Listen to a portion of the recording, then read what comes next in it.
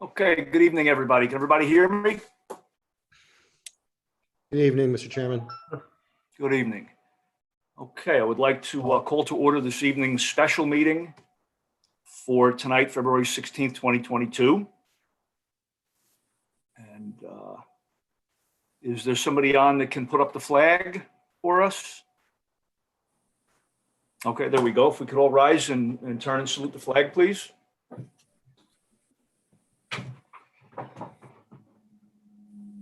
I pledge allegiance To the flag of the United States of America and to the republic for which it stands, one nation, under God, indivisible, with liberty and justice for all. Okay, thank you, everybody. And I guess Natalie, in Vina's absence, can we do a roll call? Yes, Oh, Vina, oh, you're here. she is here. Okay. Adequate notice of this meeting of the Old Bridge Township Planning Board has been provided in accordance with the Open Public Meetings Act at least 48 hours prior to the commencement of the meeting by one prominently posting in the municipal complex an announcement giving the time, date, location, and agenda of this meeting, 2, mailing such announcement to the Home News Tribune, and 3, filing a copy of such announcement with the municipal clerk. Chairman Marucci. Here. Ms. Cannon. I think Barbara sent a message and said she wouldn't be here today. Mr. Lenning. Here. Mr. Mamakis. Here. Mr. De Palma. Here. Mr. Schmitz. Here. Mr. Lauer. Here. Mr. Wren, I believe, is not attending tonight. Mr. Pink. Here. Mr. Petty. Here. Ms. Masella. Here. Mr. Sordillo. My apologies, here. Ms. Sawant. Here. Mr. Dargy. Present. Mr. Metzler. Here. Mr. Lavallo. Here.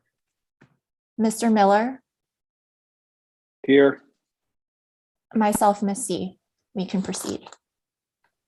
Okay, to start off the agenda, just a note that 46-2021P, our minor subdivision and site plan subcommittee, has been adjourned for this evening and will be rescheduled. So after that, the first thing on the agenda are the minutes of January 27th, 2022, and I need a motion I'll move it. by Mr. De Palma and a second I'll second it. by Mr. Petty. Yes, sir.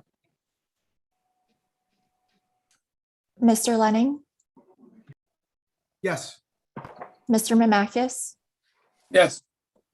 Mr. De Palma. Yes.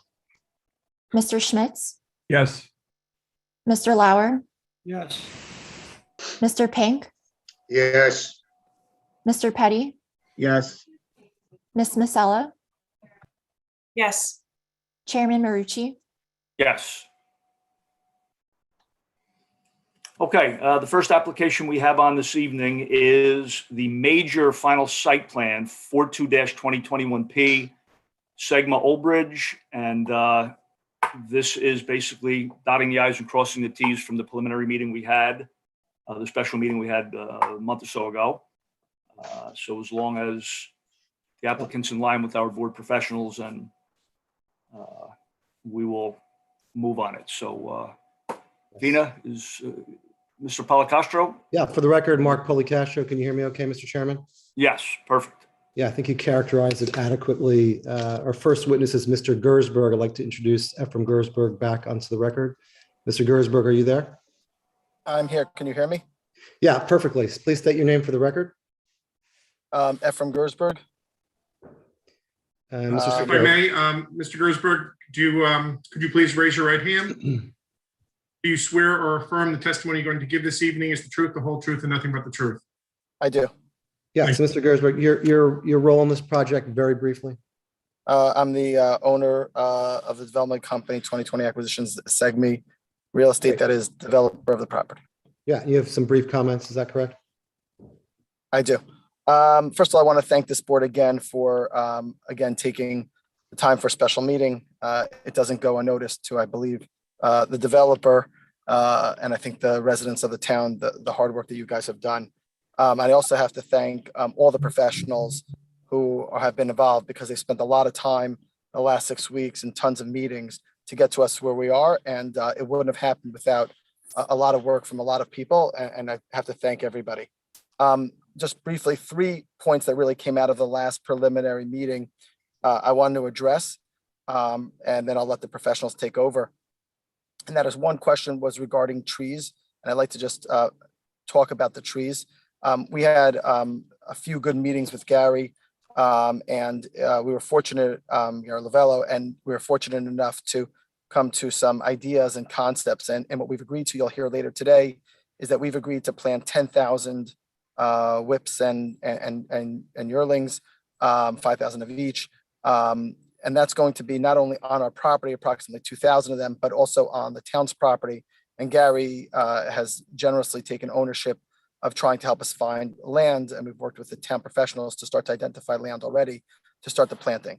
One concept that came out of this is, for myself, is I happen to believe, although I unfortunately in my business have to take down trees, I'm very big on education. And I've suggested, and Gary has again graciously taken a little bit of ownership on running this program, or helping to assist and run the program, and that I'm going to donate $100,000 to the Shade Tree Commission in order to run educational programs. And not just we should plant trees, but the idea is to actually have kids get on buses and work with the school system to actually physically plant trees. And I believe, and there's some evidence to that when kids start to, at a young age, plant the trees themselves and see what happens, follow the tree, there becomes a love of trees, and it's for generational impact. And so I'm donating $100,000 to that. And you may hear more information about that today. Additionally, one of the concerns was the sound wall along our property in Glenwood Apartments. And we've agreed, and we've continued to agree as it's gotten bigger and bigger, to build a sound wall. I'd just like to point out that Route 9 has probably more sound coming to those Glenwood Apartments than our project. But nonetheless, the professionals have asked for a significant monetary item, and we've agreed to that as well. And you'll hear about that from Keith Cahill tonight. And finally, you'll hear from our traffic consultant who will go over the effects of all the traffic. And you'll see today that that Glenwood stands on its own in terms of traffic. And finally, something that just came up recently that we will be coming back to the board on later, and so you'll hear it here first, is we've been asked, because there was a problem with the place that the fire department was going to put a fire house. I've agreed to donate an acre of my land.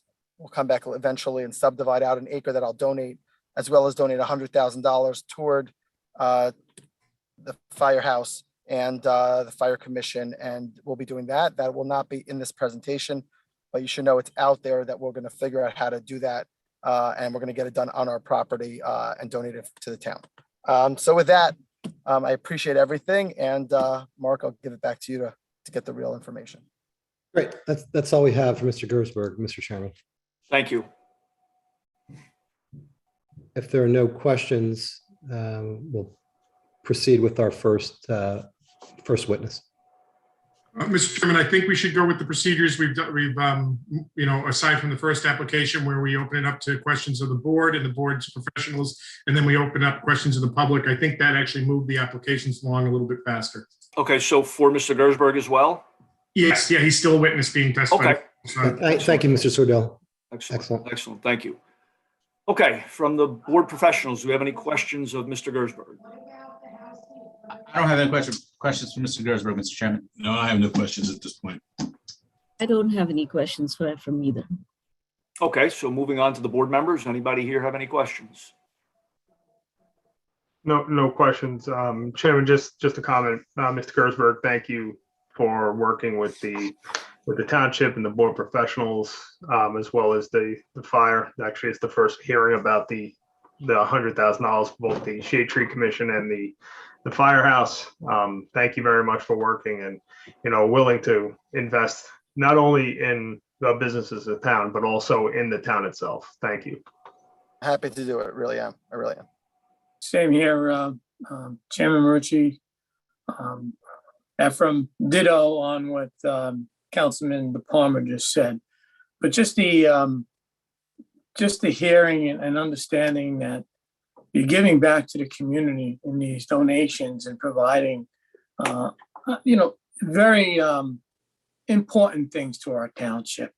And the donations, and we're not talking about that today, but the golf course. So your commitment to our community is a valuable tool. And thank you. Thank you. Agreed very much. If I may, Chairman, Sure, Mr. Lavallo. just to follow up, we had the meeting with Mr. Gersberg and I told him that the donation, we wouldn't take the donation or accept it until we had a plan. And the Shade Tree Commission came up with a great plan. The education that he proposes, we're going to partner with the Department of Forestry in the state, Rutgers University, the 4-H, and they're all these. When I put this proposal by them, the three groups have agreed to partner and get the educational program off the ground and to teach the kids and to take them on a field trip to show them how forestry works, how trees are a renewable resource. So I just want to thank you for that, because that educational program for the schools in Old Bridge will go a long way toward education on that subject. And I just wanted to let the board know that. Yeah, I'm glad you brought up those points because I didn't realize it ran that deep. You're getting everybody else involved, Rutgers and everybody else. It sounds like a good program. Okay. All right. Any other questions or comments? Okay. And then Vina, we're going to open it up to the public. Do we see any hands raised?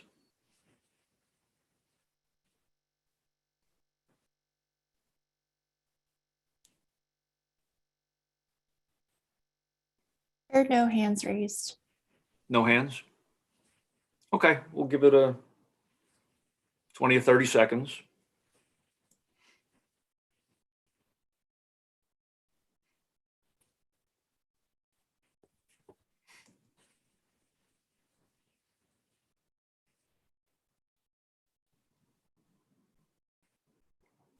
Still no hands?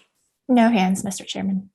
Okay, I think we've given it ample time, so we'll close the public portion for Mr. Gersberg. And Mr. Policastro, if we can move on to our next We'll call witness. Mr. Cahill, please. Mr. Cahill, please make your appearance. I'm here. Good evening, Mr. Cahill. Please state your name Good again evening. for the record. Keith Cahill with CAHILL with the firm of Bowler Engineering at 30 Independence Boulevard in Warren, New Jersey. And Mr. Cahill, would you raise your right hand? Do you swear or affirm the testimony you're going to give this evening is the truth, the whole truth, and nothing but the truth? I do. Thank you very much. Thank you. Board members, and I just want to reiterate what Mr. Gersberg mentioned and appreciate the time that the professionals of this board have allowed for us to meet with them and address a significant percentage of all of the comments raised during the preliminary approval. What has occurred since our preliminary approval, we've had meetings with the planning and the planning department, the engineers. We met with Gary Lavello, as mentioned, and the fire officials and addressed their concerns. I will say there are still items still open relative to their comments that will be finalized as conditions of this approval moving forward in resolution compliance. but all of the, I'll say, critical items relative to the site plan of what this board will physically see on our drawings and someday built have been addressed in terms of the concerns. I will briefly go through 3 exhibits, just to remind the board of what we're talking about and highlight the items that have changed. So I'd like to go to my first exhibit. Have these exhibits been previously marked in?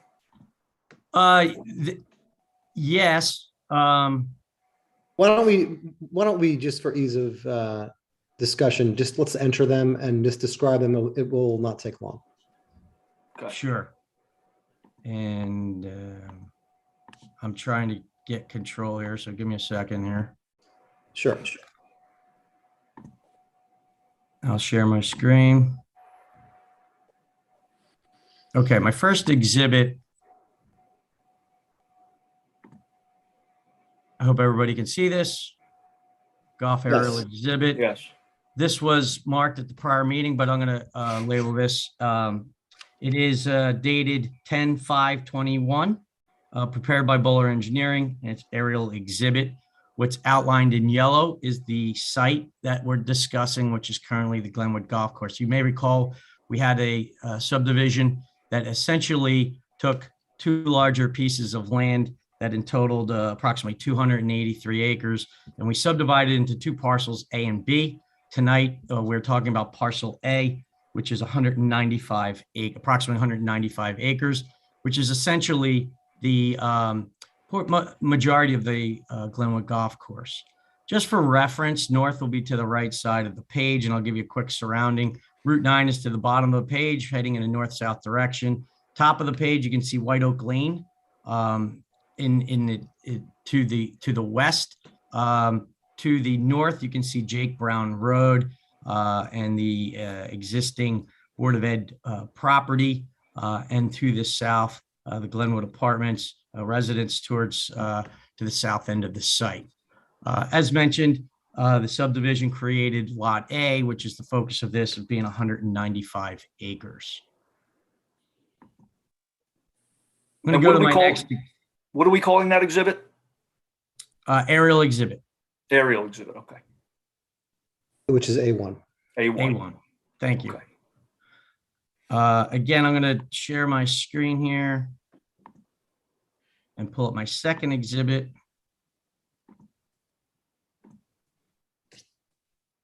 Which is entitled the overall site plan sheet C-301. And this exhibit is dated 2/14/22. And again, just for reference, north will be to the right side of the page. Route 9 is along the bottom of the page. White Oak Lane is along the top of the page. Just in summary, in terms of the modifications from prior preliminary approval to now, we have not changed the size of any of the buildings. So we're still proposing 4 buildings. They're all the same size. In terms of the number of loading docks and the access points and things to that nature, all stay exactly the same. There are some minor tweaks, which I'll go through quickly. But in general, the access point to this site coming off of Route 9 and Fairway Lane, everything stays the same. And again, we do have access out to White Oak Lane. You may recall that access to the west will allow pedestrian vehicles, or excuse me, passenger vehicles only to be utilizing White Oak Lane there. There would be no truck traffic to exit out to White Oak Lane during this project and the construction of this at this time of this project. I just want to go through the buildings themselves and what we're proposing. In terms of quickly, you may recall coming off of Route 9 on Fairway Lane, we do have a parking lot proposed of 50 truck parking stalls, 12 by 50. We have 8 parallel parking stalls that are 12 by 70. We also have a maintenance building located in that parking lot, as well as 2,286 square feet. Adjacent to that, or just to the north, is what we call building number 2. Again, same size, 192,111 square feet, which includes 5,000 square feet of office for a total warehouse space of 187,111 square feet.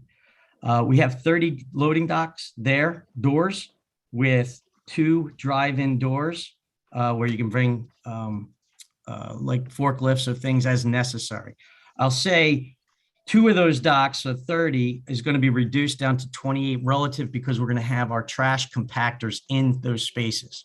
So if you looked along it, you'd still see the doors, but we have our trash compactors in there. So in essence, it's 28 doors that would be utilized for use or for loading. And as I mentioned, 2 for bringing in forklifts or something to that nature. There are 97 parking stalls that are 9 by 18. And in regards to that, we also have handicap stalls in compliance with the ADA requirements and 5 electrical charging spaces as well. There's 30-foot wide loop road that goes and circulates around the building itself. None of that has changed from previously proposed. Just wanted to point that out. As I move to the south, our building number 3, which is our largest building, again, staying the exact same size, which is 818,395 square feet, which has 10,710 square feet of office and 807,685 parking feet of warehouse space. With that, again, the same number of doors along it, but we're going to be utilizing 126 doors, where 4 of those will have trash compactors at either end of those runs. And we'll also have ramps to come into the 4 spaces where ramps will come into the building as well. In terms of the parking, we did have 393 parking spaces around it before. That has been reduced to 359. The reason being, we've added additional landscaping as requested by your professionals, and I'll go into that in detail. But all of that, the reduction in parking was really to improve and add landscape islands. Someone's making noise. Yeah, could anybody who's not testifying or speaking, please mute? Thank you. There's 191 trailer parking spaces, and then around it, we have 180 bank trailer spaces as well. Again, none of that has changed. And we have 7 electrical charging spaces in addition to that as part of it, and is completely ADA compliant. This building was a discussion of requiring some additional landscaping, and Mr. Gersberg mentioned a sound wall. I have an exhibit to zoom in and show you exactly what we're talking about, so I'll do that in a moment. But I just want to complete what the proposal is. Again, for buildings 1 and 4, closest to White Oak Lane, again, 277,538 square feet for building 1, 10,710 square feet of office, 266,828 square feet of warehouse. There'll be 32 dock positions. 2 spaces will be taken up for the dumpster or compactors, 2 drive-ins as well. There are 24 trailer parking spaces. We're banking 6 trailer spaces as well. And we have 134 parking spaces, again, adding some landscaped islands in there as requested by our professionals, and providing sufficient number of electric charging stations as well, and bike racks. The last building, building number 4, again, is 171,038 square feet, 10,711 square feet of office, 260,637 square feet of warehouse. The dock spaces, again, in terms of spaces, stay the same. It's down to 34 doors or docks, where 2 spaces are utilized for our dumpsters as requested. We've shown that and screened them. And again, we have spaces for forklifts to come into it. We have 28 trailer spaces and 130 parking spaces, again, providing additional landscaping in and around it. That's the summary of what's proposed. I want to also highlight that we've worked with your professionals and the traffic reviewer as well. He's pointed out some areas in his review letter in terms of circulation. Just want to point out, we have a primary road that stretches from Fairway Lane and loops around to the south and through the site out to White Oak Lane. Again, that road is designed for WB 67. It's the largest tractor trailer that is allowed on the New Jersey state highways. That roadway can allow tractor trailers coming at them. It's speed limit of 15 miles per hour. And in general, we don't have any concerns with tractor trailers driving by each other at the exact same time, as one of the comments and questions from your professionals. He did point out some areas where he'd like to see some improvements on the radiuses and/or showing the truck turning. If one truck is stopped and one's turning in, making rights or lefts, we've adjusted any of his concerns from that with some adjustments of the stop bar exact locations so those movements can move freely, adjustments of some radiuses there. And again, for those specifics, we'll work directly with them to show your engineers that it is safe and efficient for circulation in and around the site for the site triangles and movements of vehicles throughout this site. In regards to utilities, again, this site, we have access to utilities coming up Fairway Lane from Route 9 as well as White Oak Lane. Electric and gas are available throughout. Water, we're going to have a 10-inch loop main system around it. We have hydrants shown. Your fire official I met with, we had a great meeting with him. He highlighted some additional areas. He wants some hydrants, no problem. He provided a letter that we will comply with 100%.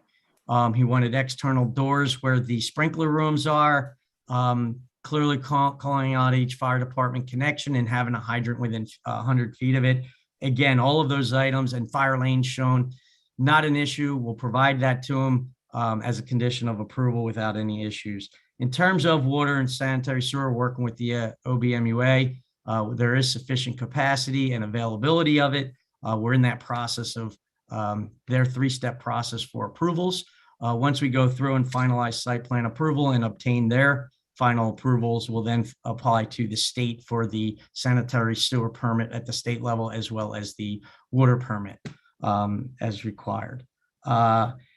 In terms of stormwater management, I spent a lot of time in at the last hearing explaining over 18 different basins, separating or providing meeting the new NJDEP stormwater management regulations throughout the site. It consists of a numerous amount of elements like porous pavement in each of these parking lot areas, infiltration basins, bioretention basins, as well as constructed wetlands. Your professionals has reviewed it. It's also going to other agencies like the DEP, as mentioned before, for final approval. We do, as I mentioned before, are creating habitat as part of our stormwater management. We're creating wetlands as part of our water quality improvements and really blending into what I'll call the existing environmental items on site. The stream, the Tennant Brook cuts through the site. There's wetlands on site, and we've have utilized the locations of our detention basins and the water and the stormwater management system to complement into that. Again, we are fully complying with those regulations and not making any changes. One of the comments at the last meeting was, again, and I'll zoom in on one of the basins, was in a landscape buffer area adjacent to the residents in the south quadrant of the site. We have adjusted that location to the satisfaction of your professionals to be compliant with the buffers. So that's an important component. In terms of lighting, again, as I mentioned before, we didn't really make any changes relative to the type of lighting. It's all LED lights, 4000 K color lights. There's 30-foot high poles throughout the site. There's 28 building lights lights mounted on the building at 28-foot heights. We also have canopy lighting throughout the site in and around the areas of where access from the parking lot coming into the office areas of the buildings. We do have waivers related to the lighting. Same waivers we've identified at the preliminary approval are consistent and continued for final, which was minimum average throughout the site to be 0.8. We're at 0.6 in areas. Again, as I pointed out in my prior testimony, it's in the rear areas of the parking for the trailer spaces only. We feel it's still a safe and efficient lighting design. And again, respectfully request that waiver. Minimum parking light level, 1.0, we're at 0.6. Again, same idea. Where it's located does not have any negative impact from a safety or security aspect for the public that would be utilizing the site. So there's not a concern, and we request that waiver. And the last waiver for lighting was the maximum of property line We're at 5.3, where 1.0 is. And again, that occurs at the location of a right-of-way at an intersection. And again, just to provide a site level of lighting, it's not anywhere located adjacent to residents or providing any glare that goes off site. It's in the areas of the traffic intersection. And again, it's for safety. So we respectfully request that waiver. And again, it's the same one that was previously granted. I think at this point, I'd like to go into what the significant changes for the landscaping is. And I'll just briefly state, in terms of it, a meeting with your forester as well as the professionals with your board engineer's office that has a landscape architect group as well, we've enhanced the overall lighting significantly. We're at the initial submission and application, a preliminary, we had proposed a total of 1,265 plants and 6 different species throughout this site. In the revisions of the plan, we've essentially doubled the number of plant material in terms of having just over 2,200 total plants, of which, when I look at the number of trees, and this is what we had significant comments on, both in the shade tree areas, adding ornamental trees and evergreen trees, we went from 66 trees initially proposed, and we've added 6 times the number of trees. We went up to 417 trees, and they're sprinkled throughout the site. The evergreen trees are sprinkled in areas that have the highest impact for shielding, the areas in and around where the trash compactors are and the loading zones, things to that nature. And I have another exhibit I'd like to pull up in a moment to go through that. I just want to remind the board that in addition to that, in excess of 2,000 plants added, we're also landscaping each of the basins that are part of the stormwater management system. So just within the 5 different basins there, we have approximately 1,215 additional plant material. In addition to the 2,000, that's within the basin areas that creates that environmental habitat that transitions from our development into our stormwater, into the natural forest and vegetation that's being preserved. So it's a key component. And in addition to that, on the constructed wetlands, we're constructing 2 acres of wetlands in 3 different basins. And again, that'll have 14 different species to provide an enhancement of those things. So I really believe, the applicant has stepped up in terms of providing additional landscaping. The comments and the concerns that were raised by your professionals were heard. And as Mr. Lovello said, we had a couple really nice meetings with him, in addition to the 10,000 trees that the applicant has agreed to reforest as much as he can on site. And I'll go into some detail on that, as well as off-site. And that split of 5,000 saplings and 5,000 whips can be used on site, and then, as mentioned, in sites identified by your professionals that we could reforest as part of this application. The next exhibit I want to go to and mark A3. So this was A2, Mr. Cahill? Yes, A2. Okay. Thank you.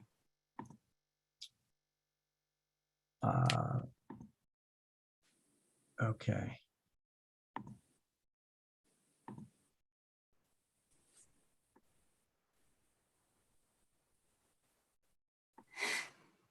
Hopefully everybody can see this. It's a sheet 1 of 1.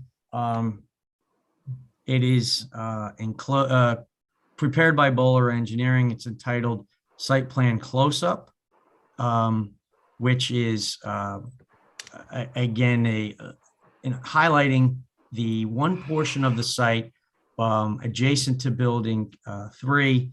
And it's, I'll say, the south corner of that building. And you may recall concerns of if we're providing adequate screening to the areas that were closest to Glenwood Drive, as you can see in this. The date on this exhibit, I do have to zoom in to see this one. I'm sorry. Hopefully it doesn't take a minute to refurb. Okay, date 2/14/2022.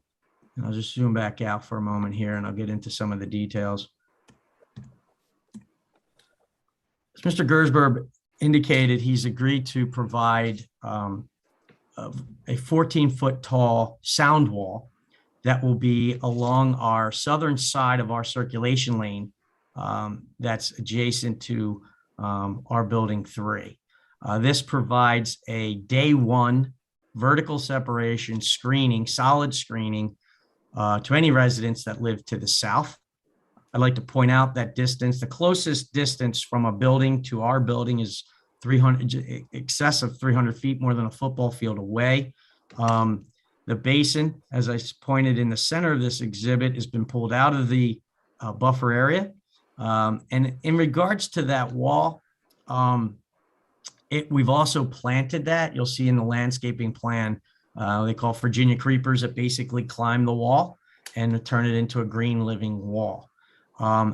As we went through after our submission, again, meeting with your professionals and going point by point that we appreciate relative to the review letter, we have agreed to add additional linear footage of wall to provide screening. And in general, we're just shy of 900 linear feet of wall. This is the tan colored item that would provide screening the entire length of what I'll say the loop road where the trucks may be turning and could have any headlights, as well as screening any loading activity in that area. In addition, we've extended that wall a little bit further than it's shown in the site plans currently to screen additionally the parking area on the south side of that building. And the last item was, and you'll see a note here, additional evergreen planting. And just for the record, that linear length of evergreens extends 460 linear feet planned north or to the west, which again will screen that drive aisle even further. So that would be, in addition to what I've described already, approximately an additional 60 evergreen trees that would be spaced in that distance that'll provide screening. And they're in the 6 to 8 foot height, right up along the roadway, providing the maximum screening to the development.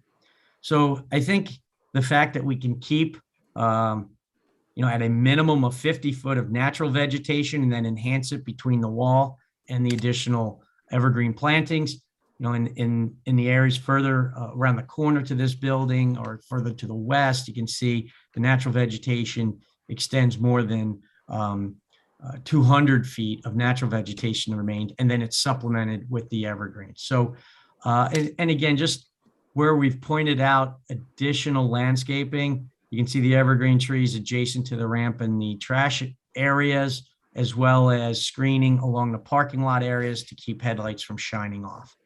I think this is really a great way to address the majority, if not all, of the comments in the professionals' letters relative to landscaping, as well as the concerns with the reforestation of the impact of this project, as mentioned. In the lower left-hand corner, you can get an idea of what that sound wall is. It's a wood wall, again, providing a vertical separation as well as a permanent solid screen to attenuate any noise. Again, we have an obligation to comply with the state regulations as noted for noise in your ordinance, and we are compliant with Mr. Cahill, if I may, at what point during the construction schedule is this wall going to be constructed? I will say we have to get the stormwater and the utilities in. As you can imagine, you can see the grading and things. So the earthwork's going to have to be completed, but it would have to be, the wall will be completed at the time of the landscaping, which would be in advance of like a C of O of, in this portion, a C of O of this building itself. Okay, so late in schedule. It's not going to be built prior to construction of any of the buildings. No, and a lot of that's because the improvements in there, specifically stormwater and different items to paving and the construction with the proximity of this, we got to get the site up to grade first and the utilities in, but shortly thereafter, when you come in, so you don't damage and you have the ability to plant as required, it will come in there, but it'll be before our vehicles would be utilizing the facility. Okay, very good. Thank you. I want to go to one more exhibit, which is our open space exhibit, which I believe, again, was another topic of discussion, which I think we've come up with a great solution to. As a condition of the redevelopment plan, I'm sorry, hold on one second. We have to be compliant with open space, and the open space. There we go. All right, so there's a requirement of 2% of the area disturbed. So to mark this, we're up to A4, Mark. Correct. This is labeled C-318 open space exhibit, prepared by Bowler Engineering. North will be to the right side of the page. You can see Route 9 along the bottom, as well as the White Oak Lane to the top. And I believe, just let me make sure the date on this. This is dated 2/7/2022. Now, this site, as you can see, I show just in general, the overall development of the Glenwood Golf Course, as well as what this board has heard of as the Board of Ed property to the north of it. And the reason I'm showing both is because it works in conjunction with both sites. This is all one zone, and we have the requirement of meeting 2%. And I can state that we comply with that overall and independent to each site. And I want to let the board members know that, we have thought this through, so it's connective across the entire property. What tonight's discussion is again, just the Glenwood Golf Course portion of it. And that, let's zoom in a little bit. The focus of this, again, is utilizing the existing trail network related to the golf course that is to remain, using areas that we are not disturbing relative to the fairways and things to reforest, as mentioned before. So just in general, give you some facts. As the ordinance requires, if this in total area, 5.66 acres of open space, and we've exceeded that, we have exceeded the demand of that by providing, and I'm going to do the summary of the total here on this exhibit, 12.53 acres, where 5.66 acres is required.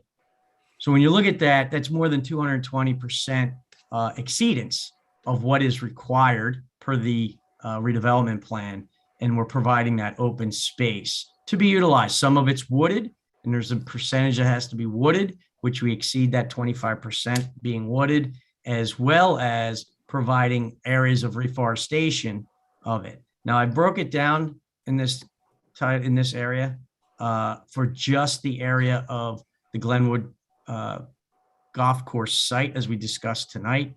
We have in excess of 9 acres of open space. If you add up that linear footage of trails, you're about 1.25 miles of trails. It's really nice too that these trails lead to water features that are in and around the site. The nice part of it, many of these trails do exist, and we've just enhanced and provided access to them. There is access out from each of the parking lots of the buildings, so the employees of these buildings can get out to them and utilize them as a place they work. There is access in this top corner out to the right-of-way of White Oak Lane as well. So it gives you the feel of if it is open to the public, but I want to point out this, there are no easements for it. It's not going to be a park to be advertised as that. Again, it would be open to dusk to dawn for access at these locations, which is a critical nature relative to liability. But again, the open spaces there, the work and exercise, or just the ability to get outside and enjoy the outdoors at work is available here and is consistent and meets the goals of the redevelopment plan. Mark, I believe that's everything I wanted to hit on the direct testimony. Yeah, Mr. Cahill, you've hit everything on my list as well, so I think we can pause there, Mr. Chairman, for questions. Okay, do we have any questions or comments from the board professionals? Mr. Chairman, our review letter dated February 11th, with regard to engineering comments, Mr. Cahill has provided pretty much all the testimony that we had requested in our letter. And there are a lot of detailed kind of items in the letter that are engineering related, which we've had, as Mr. Cahill has already mentioned, we've had several meetings to discuss them. And should the board act favorably on the application, we're confident that that those items can be handled as part of the resolution compliance process. So I don't have any direct questions from Mr. Cahill at this time. Okay, thank you, Mr. Dargy. Vina or anybody else? Any other board professionals? Mr. Kalani, you want to go first? And I'll sum it up.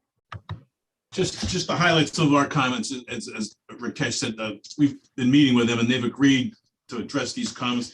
Just to give you some highlights, one of our concerns was, the access to the sites from White Oak Lane and from Route 9. We asked them to beef up those areas. They have actually put buffers in along White Oak Lane, trees, evergreens, deciduous trees. We've asked them to expand upon that and include some large shrubs, just to give it a little bit of variety, a little bit of depth.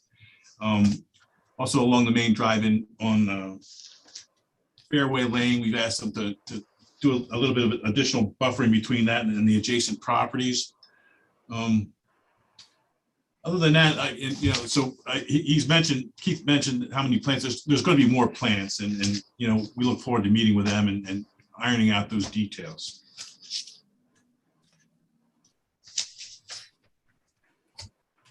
Okay. Vina? Yes, thank you, board. Actually, I don't have any questions. I do have a comment. The entire team has really worked very hard. Typically, when I come in and I testify, I would say that we met the applicants team on this date, but this has been a continuous effort from each one of us, and we have spoken and we have met so many times that I don't want to be more, but I mean, the end result has come out really well. Most of the questions or concerns we had related to buffering, landscaping has been addressed.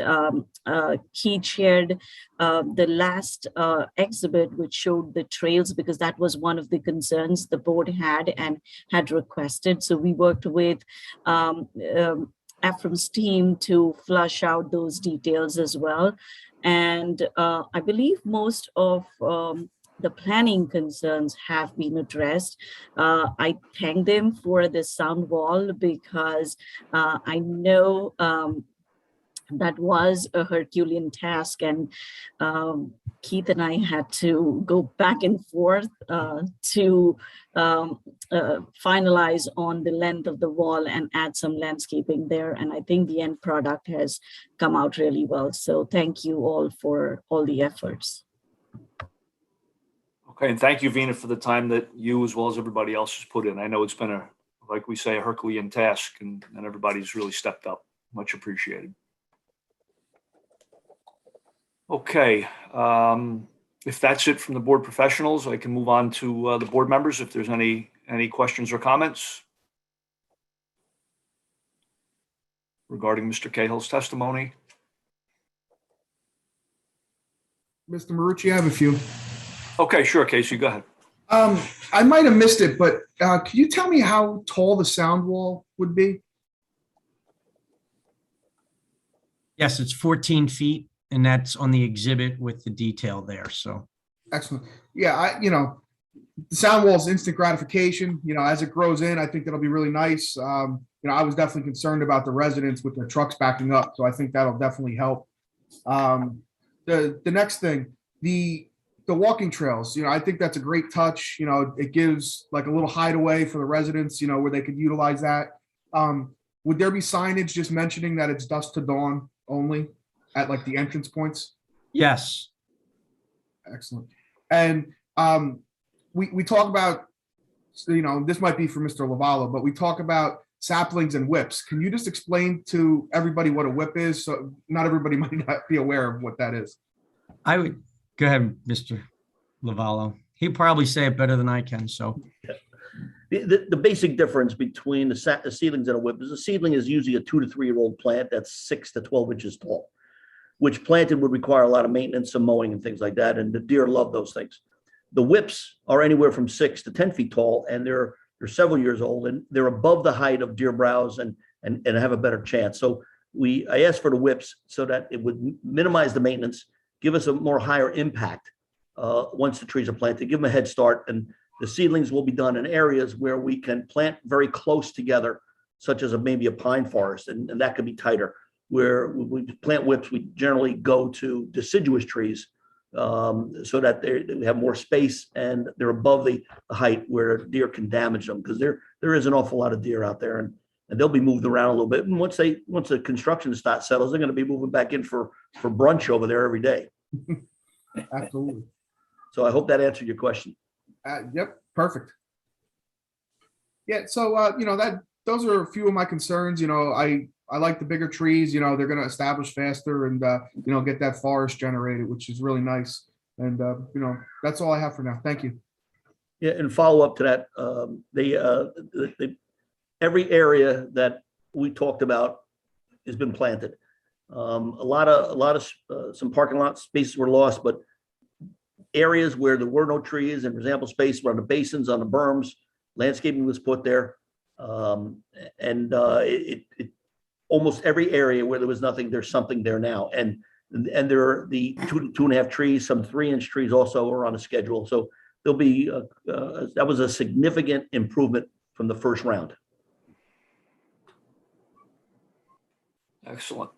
Chairman Marucci. Okay. Yes, Mr. Mamakis. Yes, just what Mr. Lavallo was saying, prior to Ephraim bringing the project to town and us bringing a first warehouse to town, prior to that and after it, I've been out to a lot of the facilities where they have these large, down in Dayton and Cranberry, and you could see how it's planted. And really, there are deer around there. When you go there early in the morning, you'll see them out. So yes, like he said, they'll get displaced for a while, but they'll be back. But he knows the best. So he's been out there in the woods with them. So there we go. Thank you, Gary. Okay, thanks, Steve. Okay, anyone else? Okay, just one quick question I have for Mr. Cahill is the construction of the wall. You mentioned it was wood. What type of wood is it, and what is the maintenance of that wall? It's a treated wall. It's a treated material. To the exact detail of the specs will come in for the construction material that it is, but it is treated, so it's not going to deteriorate over time. It's going to last longer, and it also has a material that is more, as I mentioned, it's sound attenuating, so it's kind of geared towards that. So the exact details will be provided. That was a picture of what we've used on other projects. And again, your professionals review to make sure that it's not going to be a concern of a maintenance issue every couple of years or something along that. And the maintenance plan as well that goes with it will be provided. Because there's a concern in my mind. There are different types of treated materials, some rated for ground contact and some not. And my concern is with the creepers, growing up, the vegetation growing up on the other side of it, may cause it to wear quicker. So we just want to make sure that material is spec'd for vegetation to be grown on it. Yep, that makes perfect sense. Okay. Okay, anybody else before I open it up to the public? Chairman, Okay. this is Tina. Quick question. I'm sorry. Okay. Yes, Ms. Masella. Will the site be operational 24/7? Yeah, in regards to my prior testimony at the preliminary approval, at this time, we're having the ability to operate 24/7. Thank you. Apologies, I'm a new member. Oh, not at all. No worries. My mistake for not covering that earlier. Hey, Dean, No, thank you. Yes, Joe. I have a question. The maintenance of the property around the trees, around the wall, around the walkway, who's responsible for that? Landscape maintenance? Yes. I can step in there a minute if Mr. Cahill lets me. The maintenance, there's a description on a plan about who's required to take care of the maintenance. But also, as part of my final letter, is that all the warehouses are required to provide a maintenance plan. And that includes cleanup, replacing dead plants, proper location of snow removal, things like that. So the maintenance is going to be the responsibility of I guess the tenant of that building or the owner. I'm not sure about that, but regardless of who the responsible person is, it's part of the plan and part of the approvals. It's even written in the landscape plan that that maintenance, and all I did was add to make sure that dead trees and plants are replaced in a timely fashion. We don't want to be driving through maybe a couple of trees that were dead, maybe a truck hit them or a car hit them. We want to make sure that that landscape stays the same. So that's part of the approval. Okay. And who polices that? The landscape maintenance company should be on guard for that as part of their routine. I'm not sure what the maintenance contract would say, but most of them that I've read requires a pruning of 2 times in a year, any treatment for insect or diseases, replacements when that. So whoever the maintenance contract is that's going to be their responsibility. And at the same time, driving through the place, any of the board members drive through there and see that, you can contact me and I will reach out and make sure that it's done. Okay. Very good. Thank you. Okay, thanks, Joe. Anyone else?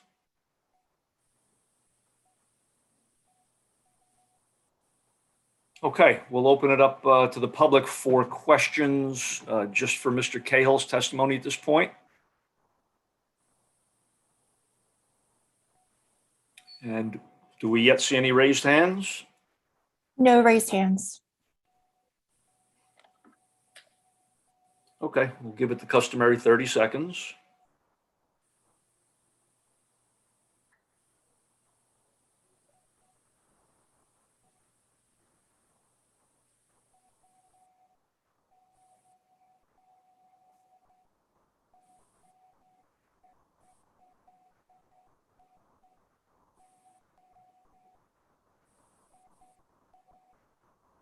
No raised hands, Mr. Chairman. Still none? Okay. So 30 seconds is up and we'll close out the public portion for Mr. Cahill's testimony. And if there's nothing else, I will kick it back to Mr. Policastro for his next witness. Thank you. Mr. Seckler, are you there, please? Yes, I am. Please state your name for the record. My name is Matthew Seckler. That's Seckler. Seckler, I see you raising your right hand already. Do you swear or affirm your testimony this evening is going to be the truth, the whole truth, and nothing but the truth? Yes, I do. Thank you. And very quickly, your credentials. I'm a licensed engineer in the state of New Jersey. I'm recognized professional traffic operations engineer by the Institute of Transportation Engineers. Been practicing in the field for over 15 years, been accepted for this board. And you were accepted previously in connection with this hearing. Yes. Great. Please proceed. Absolutely. Similar to the last 2 witnesses, again, we have been working very closely with your board's professionals in making sure that the traffic study was one that was as promised at the earlier preliminary applications and hearings for this project. If you remember back to that those nights, and I know there are some new board members, so I'll try to fill them in, there was a request to take all of the warehouse traffic studies that we had prepared for this overall applicant, as well as look at the impacts of the Regency development and the residential, I think it's called the Oaks development, further up Route 9, and look at the traffic impacts to the Route 9 corridor in a holistic fashion.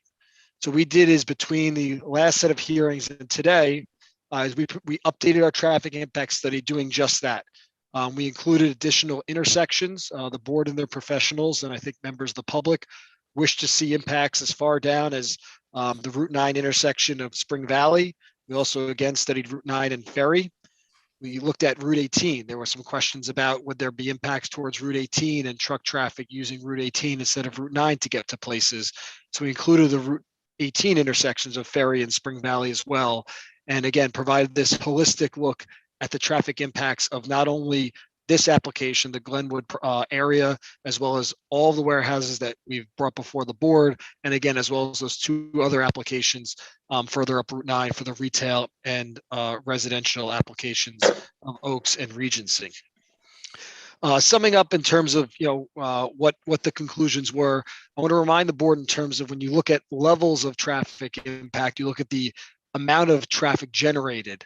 The overall, over entire day, this Glenwood aspect of this application will generate less traffic than a busy hour at the Regency. So 24 hours of this warehouse traffic generates less traffic than what the Regency may generate in a Saturday shopping type of peak hour. So when you're looking at the scales, clearly those type of retail developments or residential developments generate significantly more traffic.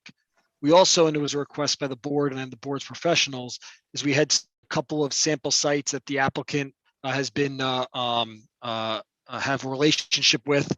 One site was in Edison, one site was in Franklin, New Jersey, and Somerset County. And what we looked at is those sites that we studied generate about 1/3 of the amount of traffic that we assumed per square foot this site would generate. So existing warehouse operating by this applicant generates 1/3 what the book value is for warehouses that we utilize as part of our analysis. So we want to provide that comparison to the board as well, that clearly there's a wide range of the type of warehouses.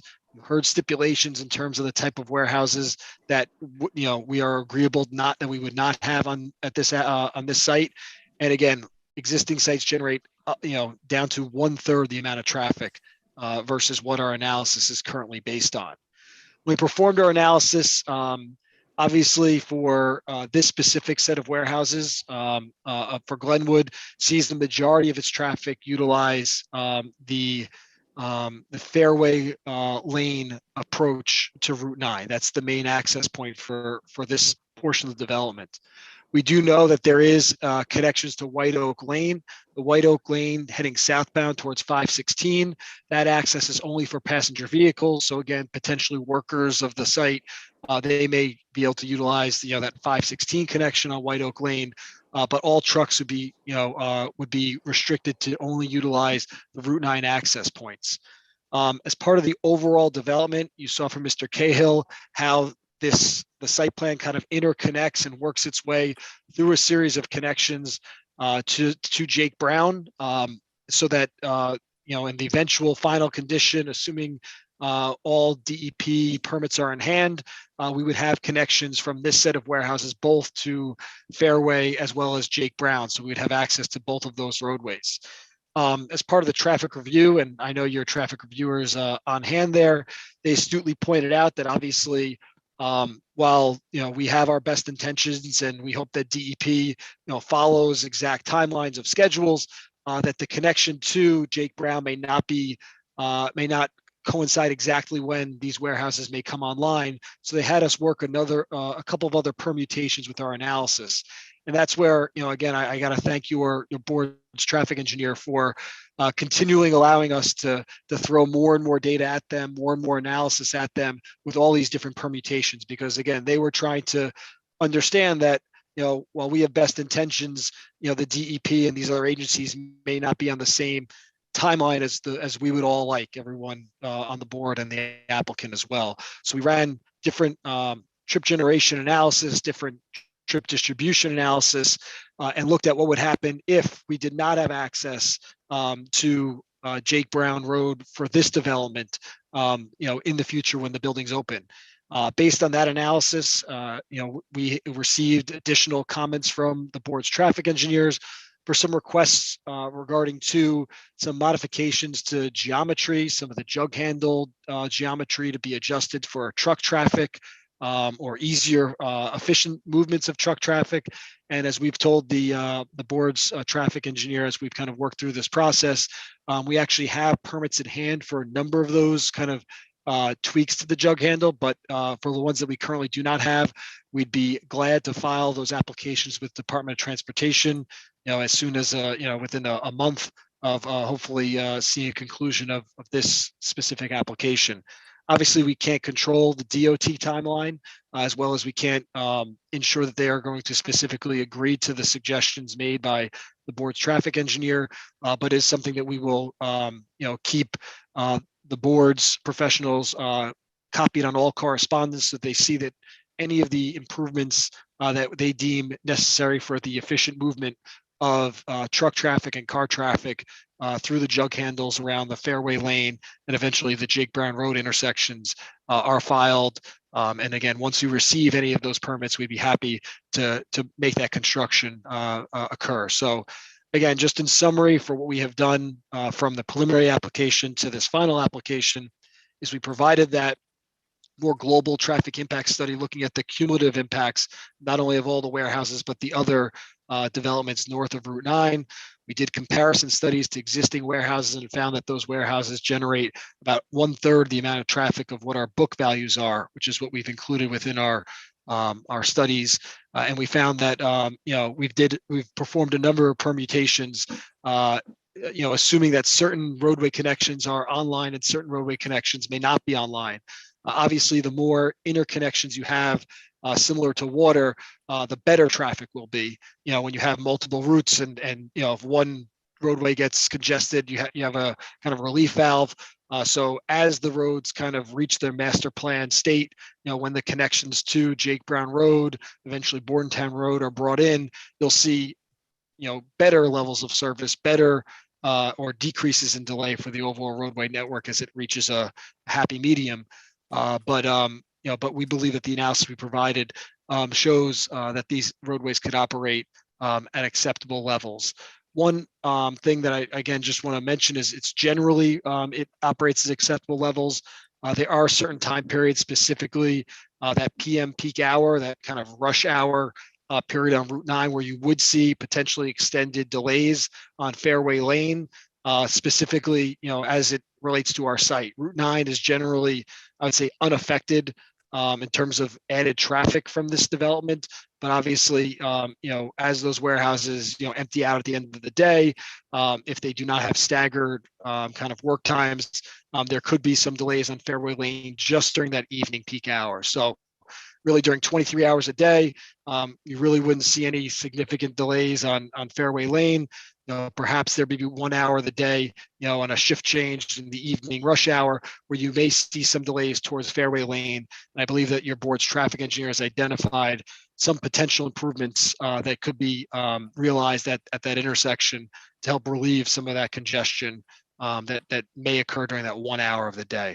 But other than that, again, we are in full agreement to make the necessary geometric changes, or at least apply for the necessary geometric changes that the board's traffic engineer has suggested in their review letters. Great, thank you. Thank you, Mr. Seckler. Okay, if that's all, I will open up questions and comments from the board professionals. Thank you, Mr. Chairman. Mr. Meisler from TPD did the traffic review of the detailed traffic analysis. So I'll defer to him for that. The only thing I wanted to mention is with regard to the off-track or road improvements and various other improvements. This project obviously is part of a redevelopment plan that was developed with the applicant and the township's planning office. So there are certain items obviously that are going to be constructed, and there is a redevelopers agreement that has to be agreed to and in place subsequent to the approvals from the board. So overall, the main thing I would like to get across to the board is the preliminary approval for this application was subject to the applicant entering into that redevelopment agreement, and the final application, should the board act favorably, ultimately should be subject to the applicant entering into that redevelopers agreement with the township. So essentially, this approval, should the board act favorably, would basically be conditioned on that. So if the applicant were not to enter into that agreement, then this approval would then not be consummated. Okay. That's all I have as far as the improvements go. We did, and Mr. Seckler did do a good job of going through all those the various permutations and various improvements. And we did discuss that at preliminary in some detail as far as what those improvements entailed. The only thing I guess I would ask is for Mr. Seckler to go through with what the improvements are at Fairway Lane that we're talking about, the geometric improvements to maybe alleviate the traffic there. Certainly. And again, I don't know if Alex will be bringing it up as well, but in terms of physical improvements, and I think you've identified it correctly, that obviously all this would be able to be written into a redevelopers agreement or developers agreement to ensure that that this is properly handled by the applicant. In terms of improvements, we currently have a DOT permit to change the geometry of the southbound jug handle for making a right turn into Fairway Lane. That turn right now is not sufficient for tractor trailers to make that turn and stay within the proper lane as they enter Fairway Lane. That we currently have an active application that has received approval from Department of Transportation to change that geometry slightly. There was some requests to adjust the jug handle geometry as you're heading back towards Route 9. So if you were going to make a U-turn movement, so that will be subject of a future application to the Department of Transportation. Similarly, the loop jug handle, so the northbound jug handle, if you wanted to access the site coming from Route 9 northbound, we are looking at making modifications to the geometry there, likely widening that ramp actually to the inside of the ramp, restriping that so the tractor trailers could better fit within the lanes, the appropriate lanes, so that if they come across on Fairway Lane, they're able to make that turn acceptably.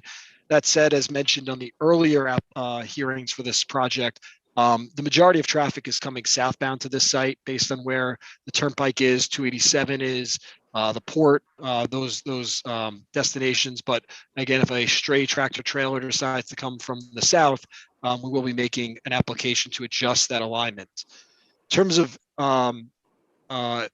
alleviating some of the, I would say, congestion or delay aspects from a non-geometrical standpoint, we are looking at first providing some initial striping changes so that you can make a left turn from Fairway Lane onto Route 9 northbound from either the left lane or the right lane.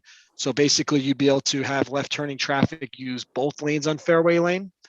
And then should it be necessary, and again, this is still would be required DOT approval, and obviously they have the right to agree or disagree with any suggested improvements that we're providing, would be adding a third lane to Fairway Lane leaving the site. So you would have 2 left turn lanes and 1 right turn lane as you head eastbound on towards Route 9. Again, that would provide about a third more stacking ability, a third more efficiency, bringing traffic through on every green light. So that is one of the improvements that we've discussed with your traffic engineer as something that can be included within the developer's agreement.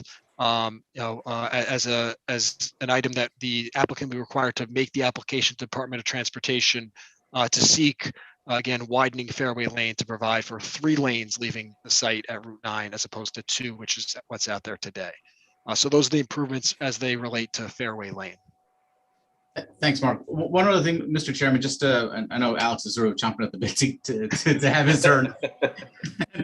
You'll get it. One other thing that I just don't want to, well, so I would be remiss if I didn't mention is in addition to the redevelopers agreement, there's also a pilot agreement that has to be developed and entered into with the township as well, and that would also be a condition of any approval the board grants for this application.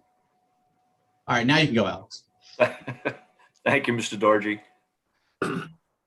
Thank you, Rakesh, and I'm going to try to talk as little as possible. I apologize for blowing my nose and being sniffly here in front of everybody, fighting a cold. Just briefly to, again, for some of the new board members to recap, we have done a lot of back and forth with Mr. Seckler and the applicant we looked at a lot of different scenarios, a lot of different areas, timings. We do feel from a level of service standpoint, we have a conservative traffic study. As Mr. Seckler said, not all warehouses are created equal, but I do think we're erring on the side of caution. And given some of the timing on the Route 9 corridor and the cycle lengths, the side streets tend, we can keep the main line moving, but whether you have 5 cars or 50 cars on the side streets, according to the math, it may look like you're having an issue, but again, it's just how you can only steal from Peter to pay Paul so much. Where we really did want to concentrate, though, is the safety aspects.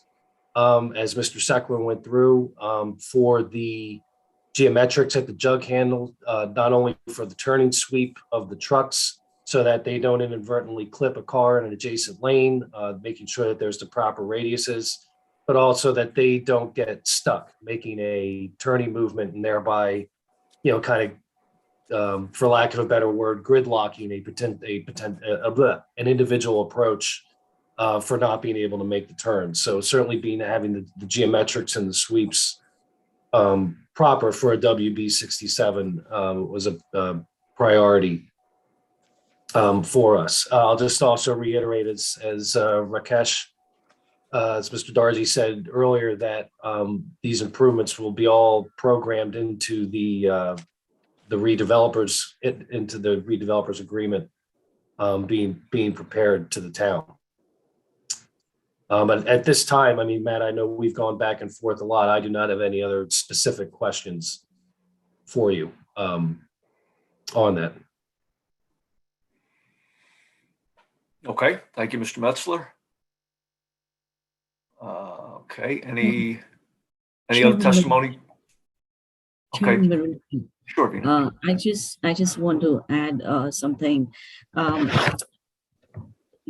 Yes, the applicant's traffic consultant has worked very closely with our team to fine tune or address most of the concerns that were brought up in the preliminary meeting. But again, this project is a part of a redevelopment plan, and there are significant off-site improvements that are involved within the redevelopment plan. So actually, I have our township attorney, Mark Roselli, with us tonight because Mark and I have been discussing, along with the applicant, the timing for completion of these off-site improvements. And that is something, although we worked out on the landscaping and other issues, the timing for completion of these off-site improvements is still pending, and we are working that out, but it's not finalized yet. And Mark, are you on?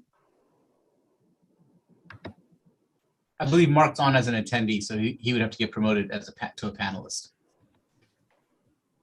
Actually, I've asked him to unmute, so he should be able to speak. I think I'm on now. Oh, there we go. Thank you, Vina. Thank you, Mr. Chairman, members of the Planning Board. I appreciate opportunity to speak, and if anybody has any questions for me on behalf of the township. But Vina's correct. I know the Planning Board and town professionals have been working, but we do have the open issue of the completion of other off-site improvements.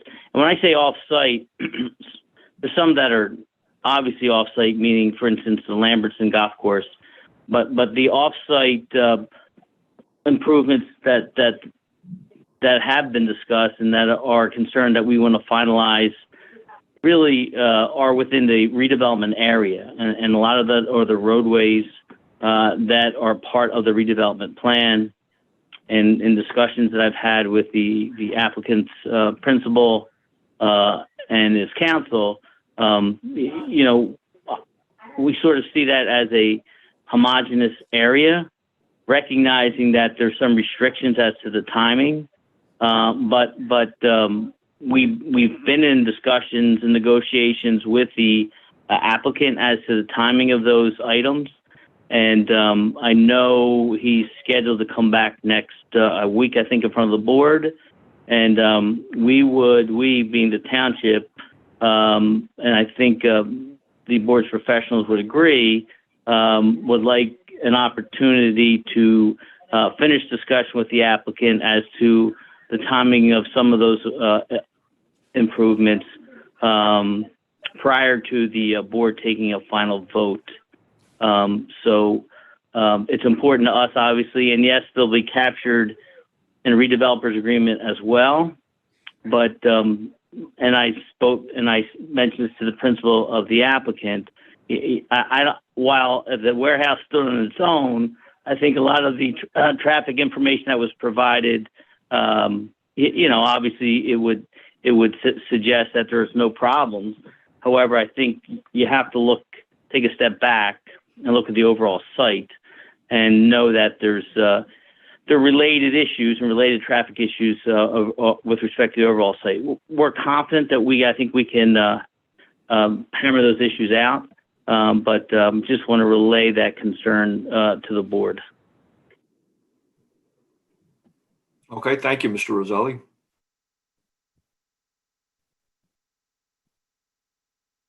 Okay, moving on, Vina. So I just want to add one thing, that we are working with the applicant, and we're hoping to have a better idea or have it resolved prior to the next meeting, which is the regular February 24th meeting. We have two applications that night. The first application has asked for an adjournment. The second meeting is the Board of Education site. So we're hoping to carry the application, adjourn it to 24th, where we can come back and give the board an overview of those timings and take a vote on the application. Okay.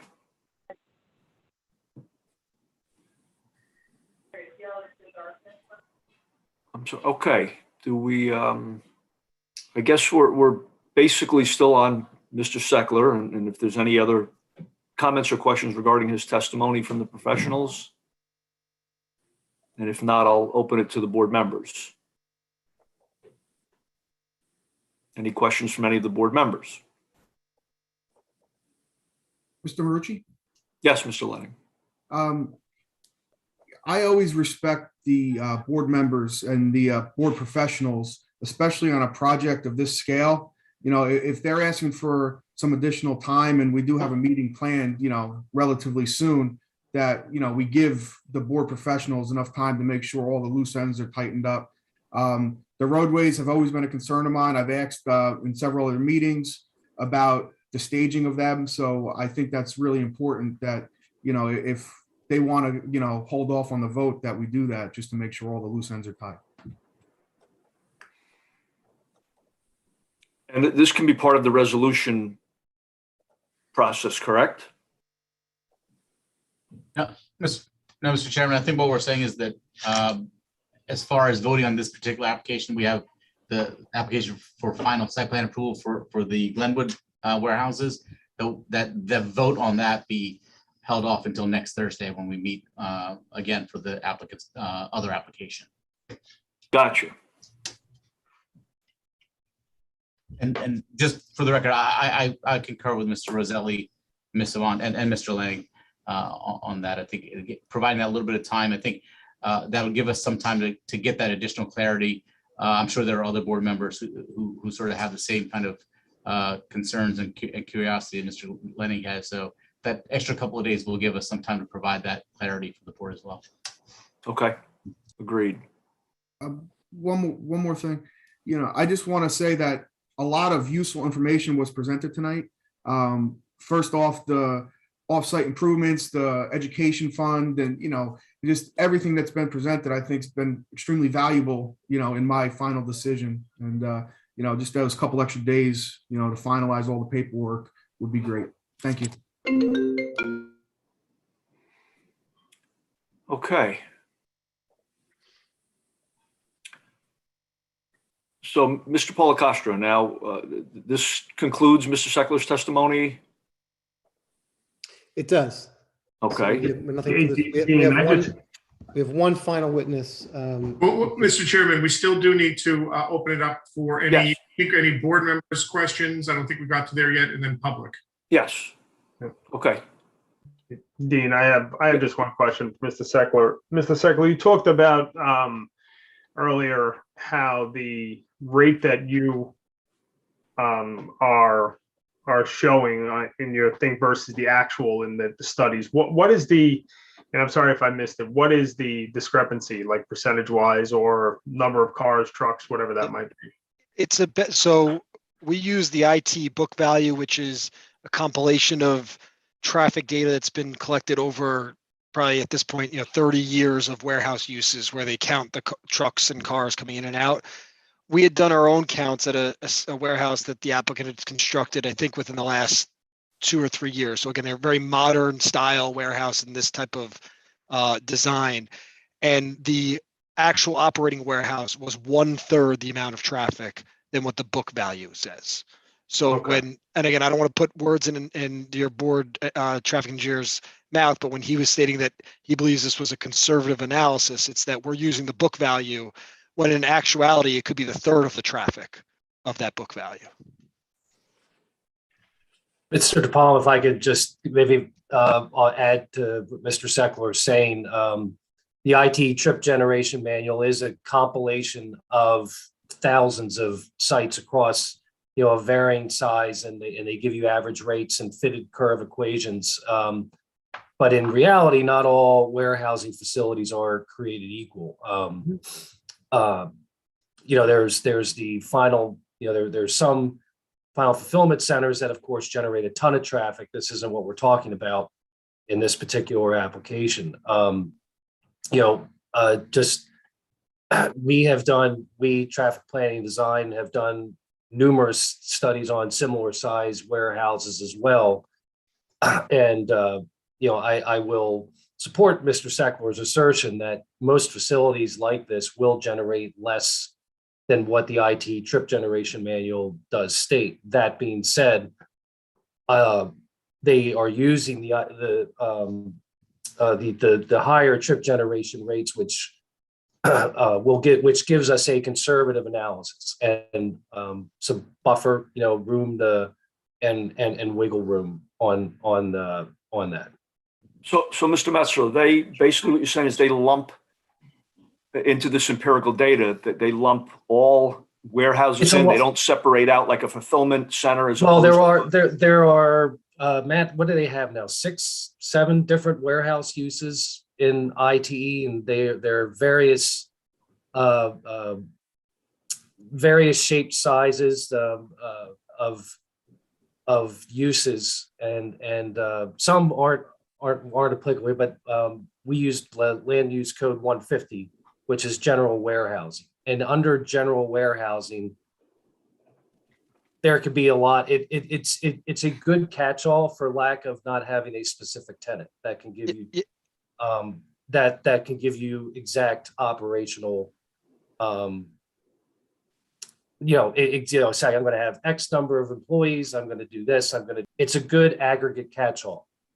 And I guess the one caveat, just to jump in there, if I can, is that the land use code we're using is I would say the oldest land use that they had for warehouse. Over time, as trends have developed, they've created these new land use types, but they can't necessarily go back and kind of recalculate. If someone provided some data back in 1989, they can't move that data to the new land use for, let's say, a distribution warehouse that's automated or something like that. So this land use we use has likely, as Alex said, it's a conglomerate of probably all types of warehouses, but some specialty ones are on the ends. Because the fulfillment centers, they're only studied over the past, 10 years or so.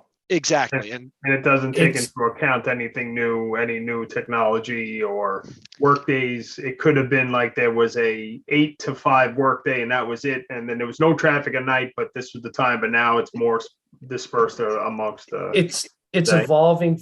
It's evolving faster than the industry standard publications can keep up with it. And again, I agree with Mr. Seckler's approach. When I'm on his side of the table, we try to go out and find a facility of comparable size, operation, location to do a comparative, analysis as to what exactly, because it's evolving. I mean, I would even ascertain probably the rates for a general office building these days are too high because of changes in work habits, but the standards, Yeah. it's evolving. But Okay. I do feel, if it helps the board, I do feel that we have a conservative traffic analysis, that we have not been underestimating the potential traffic for this development and the other applications that are relevant to it. Okay.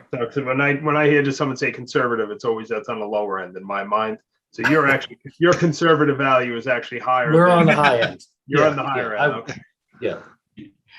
Mr. Chairman, if I may, before we get to Mr. Phillips' testimony, two things that I want to mention. One, both of which I think were discussed at the preliminary, and I want to make sure are carried forward for our discussions here for final.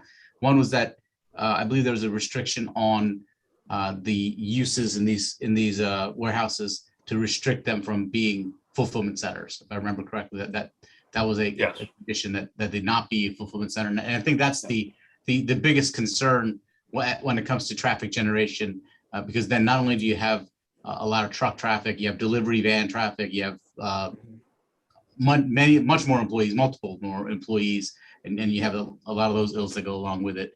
And then the other thing, which was, I believe, mentioned at preliminary that we probably should carry forward and make a condition should the board act favorably, is a post-construction traffic study because like Mr. Seckler and Mr. Meitzler was just saying, this is evolving. Like that, this use is evolving. That the warehousing was the same thing for many years, and over the last 15 or so years, it's evolved rapidly. So I think we did have a discussion at preliminary about a post-construction traffic study to see how the actual traffic generated by this facility is measuring up to the study that Mr. Seckler's painstakingly performed, and then of course making any adjustments and improvements that may be necessary should that post-construction traffic study warrant some improvements. Mr. Marucci, I just want to add something. Rakesh, you stole my thunder there. One thing I want to mention is Veena has been right now. Veena is in India, and she's been in India for the last week, and I've spoken to her more than I've spoken to my wife over the last week. So kudos to Veena for all the effort that she's put in on this thing. Thank you, Rakesh. But one thing I want to mention that when I was writing the redevelopment plan itself, there was a lot of back and forth and a lot of discussion on the use. And one thing we ensured in the redevelopment plan is none of these warehouses would be fulfillment centers or distribution centers. Even the parking that was the parking requirement that was added to the redevelopment plan was based on the fact that these would be regular warehouses, not fulfillment centers. So that's something that the board should note. Also, while I was writing the plan, I learned that warehousing obviously has changed a lot, and a lot of these warehouses use robots, and therefore the number of employees that are required by a traditional fulfillment center or distribution center is not what these warehouses would require. And I hope Ephraim is listening, because this was like a tutorial he gave me at the beginning when I was working on the redevelopment plan. And then I did my own research to confirm that. Chairman Marucci. Yes, Mr. Mamakis. Yeah, to add to that, yes, it does. It depends on who is fulfilling these spaces. So it could be, for example, our warehouse back on Waterworks Road is a 315,000 square foot warehouse, but they only get 29 trucks per week. And if you drive back there at any point in time, it's very rare that you see a movement taking place. So it all depends on what's going to be occupy these spaces. But so from a traffic perspective, I believe the conservative view of it is valid. Okay, thank you. Okay. Okay, any other questions from our board professionals or comments for the traffic aspect of the application? I don't have any other questions, Mr. Chairman. Okay, and Mr. Chairman, this is Tina. I have a question. yes, I'll open it to the board members. Oh, sorry. That's okay. That's perfectly okay. But we're all done on the professional side. Okay, so we'll open it up to the board members and Ms. Masella. Yeah, so thanks for the presentation and for the traffic study. I did go through it, very impressive. Clearly from a car count perspective and geometry of the jug handles, that's covered. No one wants to sit in traffic, but what about from a safety perspective? Route 9 is a deadly road. We've had 2 fatals in the past 2 weeks. Has there been any considerations for vehicular safety during logistics operations and movements of all these trucks? And if that's out of scope, pardon the question. No, it's absolutely within scope. Yep. So obviously, in terms of roadways that we could construct and build, the inner workings of these roadways, the fairway lanes, the connections on White Oak, obviously all those are being designed with these style tractor trailers in mind. And there was a number of comments in the board traffic engineers review letter that highlighted specific locations. They want to make sure there's sufficient ability for one truck to pass another truck and things of that nature. When you get out to Route 9, obviously, you are entering the state highways jurisdiction. And, in terms of, the safety issues on Route 9, I know that there have been parts of Route 9 that have been designated safe corridors. The state of New Jersey has higher levels of fines, points, enforcement on those type of corridors. Again, parts of Route 9 is at that level. Other than that, there isn't a whole lot that can be done other than, I would say, incremental upgrades at intersections. The Schulmeister interchange or intersection has obviously been recently reconstructed utilizing the latest highway design standards. As we work through the fairway lane and the changes to the jug handles there, on subsequent applications, you're going to hear about the Jake Brown jug handles.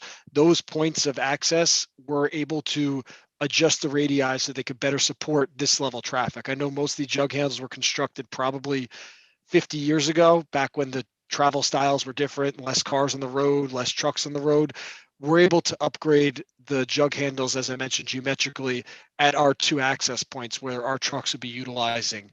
On Route 9, again, our impacts are minimal in terms of the amount of traffic percentage added.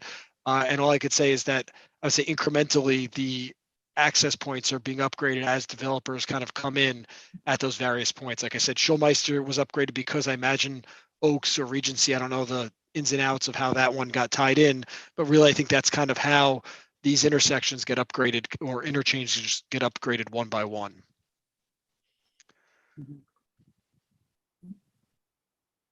Ms. Masella, certainly the geometric improvements are a safety improvement in and of themselves by allowing, one, not any conflicts of vehicles traveling in the same direction, but making things so that a vehicle doesn't get stuck, that they have adequate queuing. Certainly on the things that the applicant can control, those improvements are real safety improvements.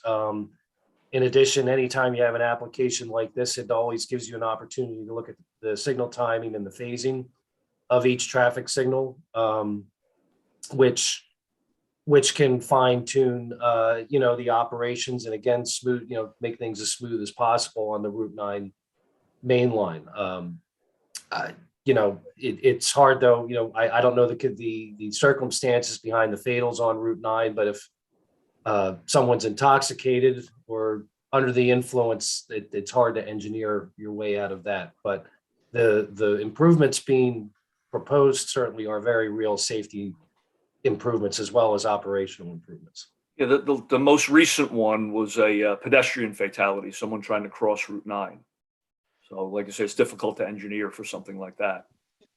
I will say, and again, I agree, and I don't know the specific location, if it was a vehicle in the shoulder and someone got out, but I do know a lot of times when we do these upgrades at intersections, the DOT may ask to put in fencing in the median, things of that nature, as they start looking at these intersections when we make these applications. So this is an opportunity, when we make an application to DOT, they're like, oh, look, someone's going to pay for some improvements here. And then they bring out the list of things that could happen that they could, ask for. So things like ADA improvements, new handicap ramps, new walk, don't walk signs, fencing in the median, all that kind of opens up once the developer comes with an application to the Department. Not to mention, bus stop locations and. Yep. Well, let's hope so, because as a township, we've been asking for the state DOT to do improvements on Route 9 in that corridor, especially fencing and a bunch of other things, which we will be asking again with the recent rash of issues that we've had. Okay. Just Any other? to add on something, I know that NJ Transit recently was awarded a grant for a bus rapid system along Route 9. It's a very exciting project, and it will the bus rapid transit, if built, will run through the corridor, and I'm optimistic that will help to ease some traffic on Route 9 as well. Okay, very good. Any final questions from the board members for Mr. Meitzler or Mr. Seckler? Mr. Marucci? Mr. Lanning? Did the police department receive the final study, traffic study? Mr. Seckler? I personally don't know. We send, obviously, as an applicant, we file everything. I don't know how it gets distributed. So I guess that'd be a question for your board or attorney. AC, I don't believe so. Okay. Typically, the planning office doesn't send a study, so I don't believe they have seen a copy of the traffic study. The reason I ask is it's not so much for this application, but any data gathered on Route 9, might be useful for the police department. So we should send a copy over, because they might be able to review that, for the issues that we have on Route 9. I mean, when we conducted the area investigation study for the entire area, that was part of the data collection. So at that time, I had coordinated with the police department to review of any accidents or any incidents in that area, not particularly on Route 9, but the entire redevelopment study area. But I can definitely share the traffic information with them. Excellent. Thank you. All right, anything else? Okay, so if we're done, we will open up the public portion of this for traffic, for questions and comments for traffic only for Mr. Seckler and Mr. Meitzler.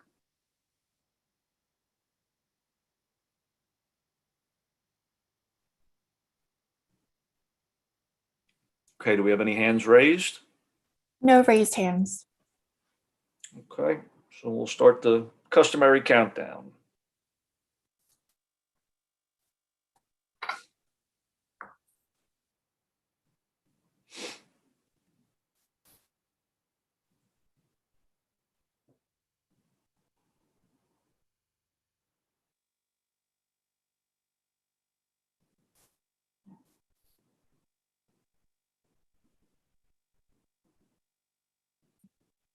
No raised hands, Mr. Chairman. Still nothing? Okay. 30 seconds is up. So we will close out the public portion of this testimony. And again, back to Mr. Policastro for any additional witnesses. Excellent. Last witness is Paul Phillips. Please make your appearance, Mr. Phillips. Are you sworn? Mr. Phillips, do you swear or affirm your testimony this evening to be the truth, the whole truth, and nothing but the truth? I do. Please just state your name and spell your last name for the record. Paul Phillips, Phillips. Mr. Phillips, your credentials very quickly, please. Yeah, I'm a principal in the firm of Phillips Price. I've been practicing in New Jersey for approximately 40 years, licensed professional planner. I've appeared before probably 250 municipalities in the state, including before both the Old Bridge Planning and Zoning Board, as well as on numerous occasions in Thank you, Superior Mr. Court. Phillips. Thank you. Thank you, sir. You're welcome. Okay. You have some brief testimony. Is that correct, Mr. Phillips? Yeah, it's actually quite brief. I think first I want to state up front that the site plan that's being presented this evening complies with all the applicable redevelopment plan requirements related to building height, setbacks, floor area ratio, open space, environmental protection, provision of parking and loading, buffering, etc., and that there are no bulk or C-type variances being requested. There are several minor waivers that are being sought. Mr. Cahill touched on one of them, which had to do with the lighting intensity levels. There are two additional waivers, one related to the provision of the required landscaping in certain parking locations, and the other having to do with the number of bicycle racks. I would proffer that these waiver requests are all relatively minor in nature and scope. And as the board and professionals are aware, per the MLUL, waivers can be granted, assuming the request is reasonable. It's within the general purpose and intent of the regulations themselves, and where literal enforcement of same basically would be considered to be impractical. I think the applicant meets these tests. Just briefly, regarding the landscape islands not being provided at all the parking locations, these are largely in areas that are internal sort of single row parking areas intended for employees. They're screened from adjacent properties and roadways. And I think the deviation is not really significant within the context of the proposed development overall. You heard earlier this evening, especially since so much open space is being maintained and the applicant is also introducing significant new landscaping throughout the development. And the applicant is actually providing a lot more open space than is required per the redevelopment plan. The bicycle racks, I think the bottom line is it's somewhat unnecessary to provide several hundred bike racks. The standards based tied to the floor area of the building. Bike racks are still being provided for each of the buildings, but at a lesser rate, and more could be even added in the future if needed. I think 211 are required, and the applicant is providing as many as 80. And then lastly, the lighting, Mr. Cahill touched, these are minor deviations from the minimum foot candle levels within internal parking areas. They will not impact, as you heard, safety on the site or operations. That confined largely to the rear areas. And in the area where the applicant exceeds the maximum foot candle, that location, as you heard, will not impact any adjacent residential property. So in sum, a pretty clean application from a compliance standpoint, only minor design waivers requested, all of which are reasonable in my professional opinion. Excellent. That's all we have for this witness, Mr. Chairman. Okay, I apologize for any barking dogs in the background. That's okay. I thought it was mine, but he's not here tonight. So. It's a zoo over here. Okay, so for Mr. Phillips, do we have any questions from the board members, from the board professionals? I think the waivers are generally insignificant, basically. They're all, like Mr. Phillips said, they're all internal, and there's no real negative impacts from it that's going to affect anything. With regard to the landscape islands, they're going to landscape the exterior portions of the parking lot, which is probably better than having the islands. I mean, the one parking lot they did put the islands in, I asked them to double the size, because what happens with the islands, typically there's not enough soil volume to support trees and things. So they're more of a nuisance than anything. I don't know how many, you've probably seen tons of islands where they put 2 trees in them and within years they're dead. So I think the waivers are justified, actually. Okay, thank you. Anyone Just else, to- Vina? Just to add on to that, I think the one concern or question we had at the last meeting was the sound and the buffer from the residential zone. And we have worked out a solution with the 14 feet high sound wall with landscaping around it. And I think it covers that negative impact. There was a question related to signage, and I believe the applicant agrees to comply with the ordinance requirement. And at the later point, before compliance stage, I will be reviewing the signs, and they could be approved administratively at that point. Okay, thank you, Vina. By the way, Mr. Chairman, if I can just, I was just looking into that as we speak, looking at ordinances, and Vina, you are correct that it can be, as long as they're fully compliant, they can be reviewed and approved administratively. Okay.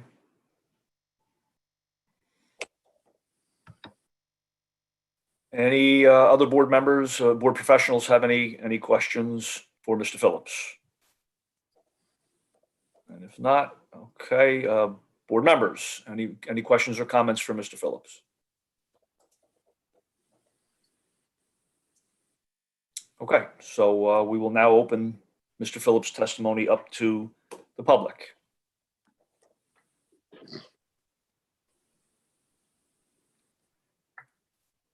Okay, Natalie, any hands? No raised hands. Okay.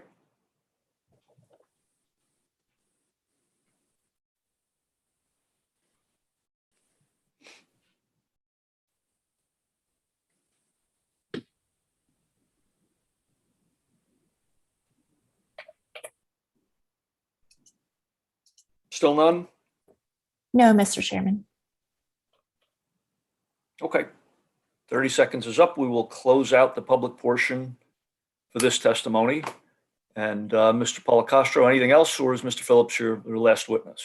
That's the last witness. I just want to confirm, maybe to be efficient at the next matter, that all testimony has been concluded. So, Mr. Chairman, at the next hearing, that would be for, I presume, and I don't want to presume, but for deliberation and vote and consideration of obviously whatever your information your professionals are bringing to the table.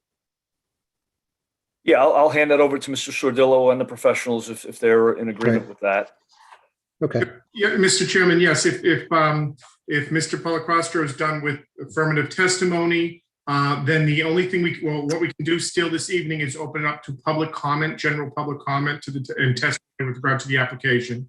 And then after that is closed, then all we'll be doing then is at the next meeting on the 24th would be the board's deliberation and vote on the application.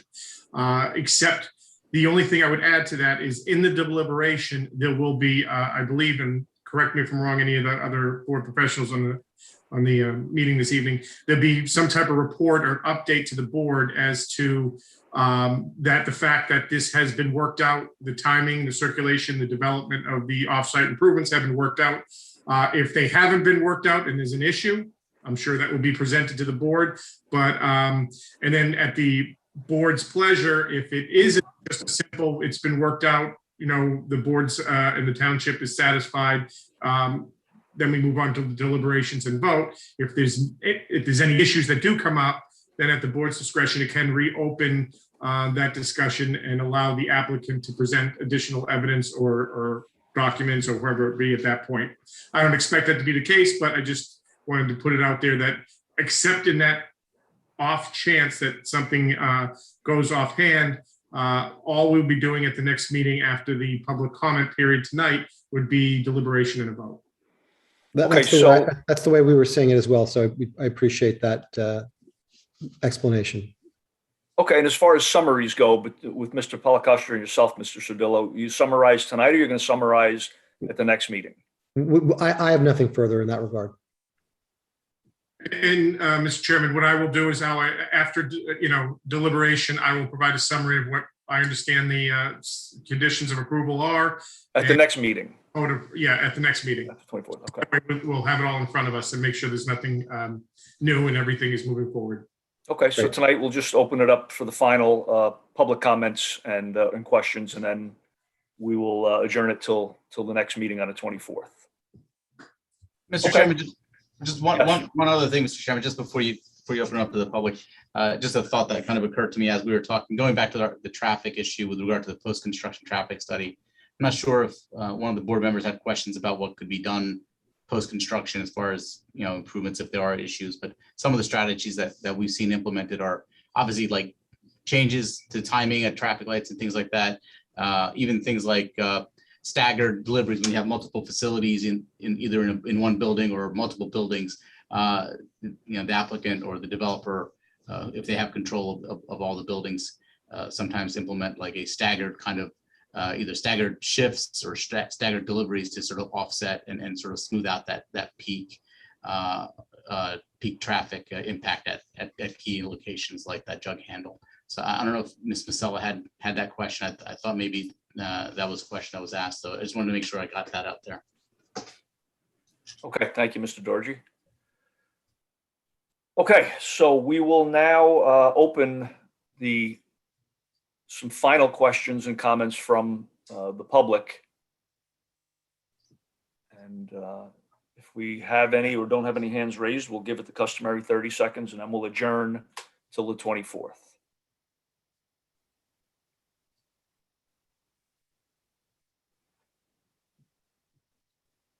There are no raised hands, Mr. Chairman. Okay, thank you.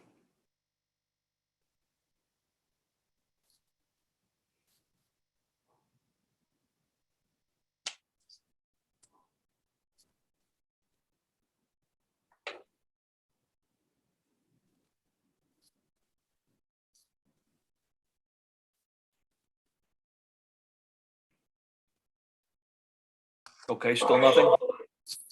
Nothing. Okay, we will close out the final public portion of this complete testimony, and then I will ask for a motion to adjourn until the 24th. Do I have a motion? Chairman Marucci, before we adjourn, this is a question for Joe.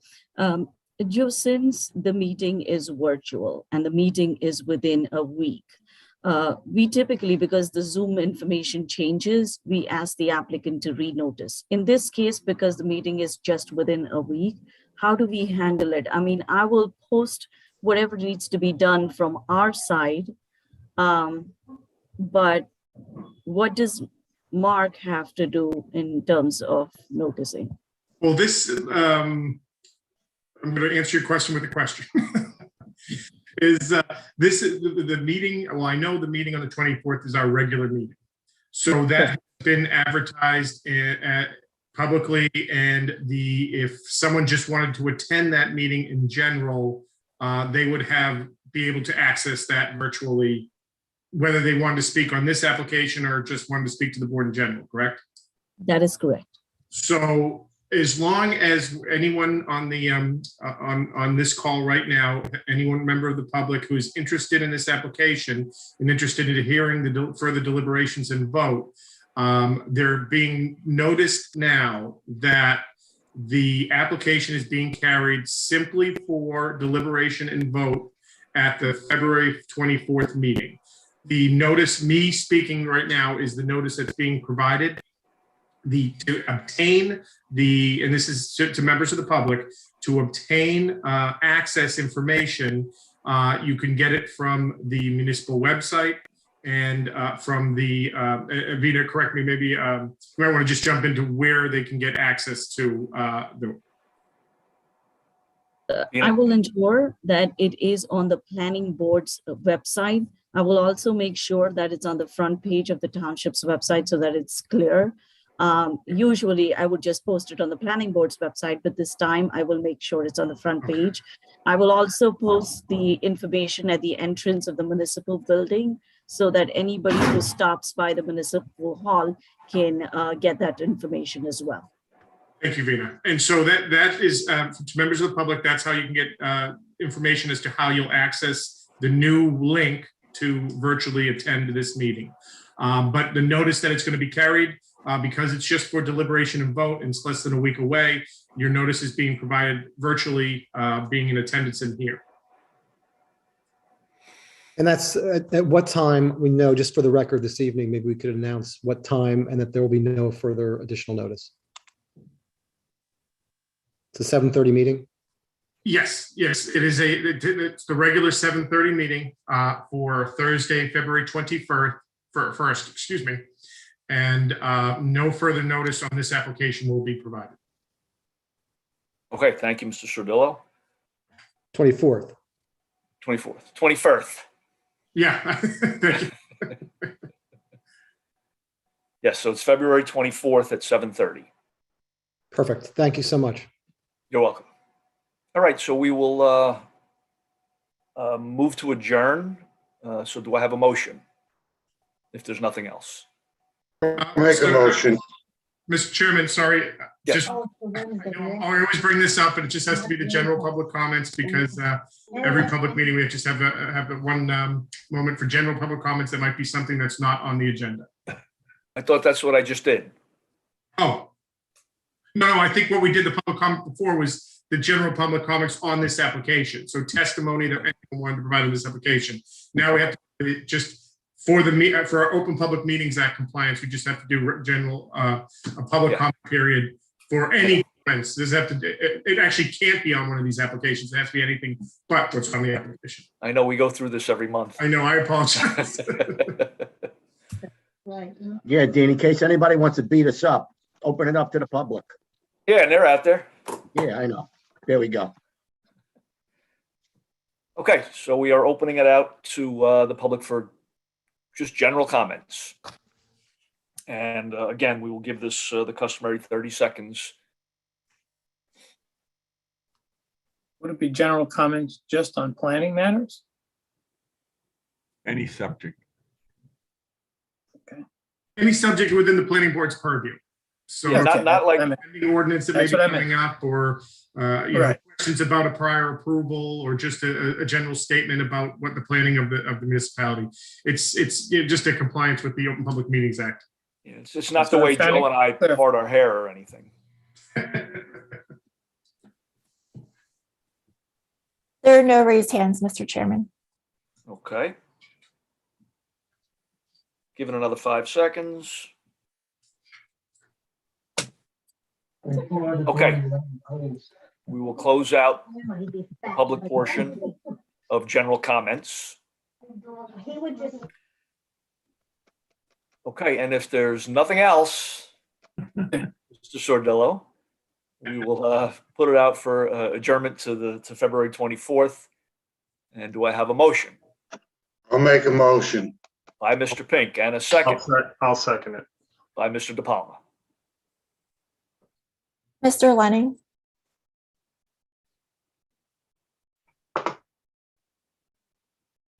Mr. Lenning? Oh, I'm sorry. I didn't know if you called me. Yes. Mr. Mamakis? Yes. Mr. De Palma? Yes. Mr. Schmitz? Yes. Mr. Lauer? Yes. Mr. Pink? Yes. Mr. Petty? Yes. Ms. Masella? Yes. Chairman Marucci? Yes. All right, we're moving on to the second application on the agenda this evening. And that is 44-2021. Chairman Marucci, Yes, can we just take a quick break? sure. Been going a little bit long. Okay, That's if it's up to the other members, sure. 5 minutes. that would do.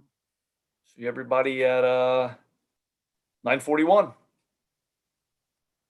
Thank you. Thank you.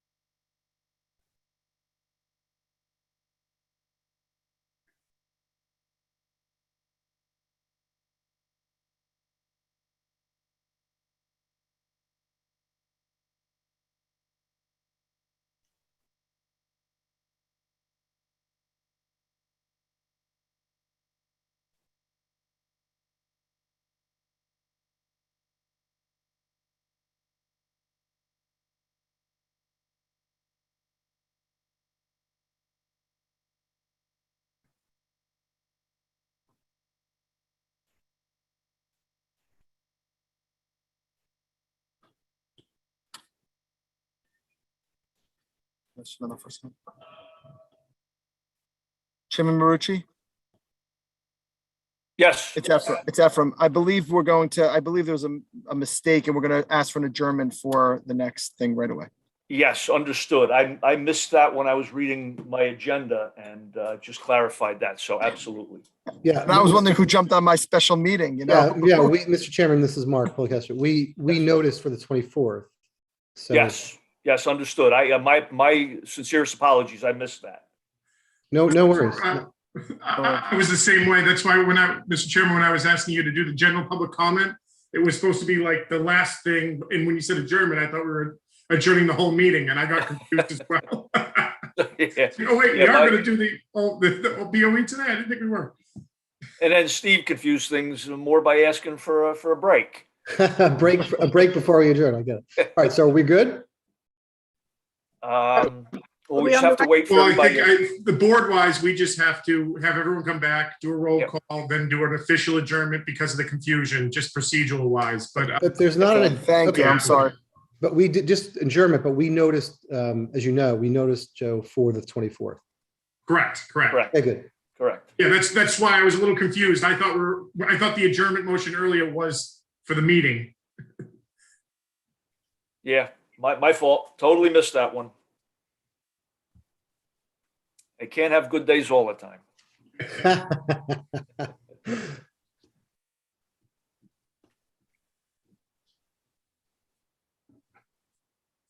Okay, so who we're waiting on? We're waiting on Mr. Mamakis. I'm here, just didn't turn the camera on. Here we go, Steve. And did you hear the confusion? We're actually I heard a little bit of it, yes. yes. So you're going to get a longer break now. I'll turn the camera off. Yeah. I'm good. I heard part of it. Okay, so now the procedure here, Mr. Sordillo, is does Mr. Polecastro have to?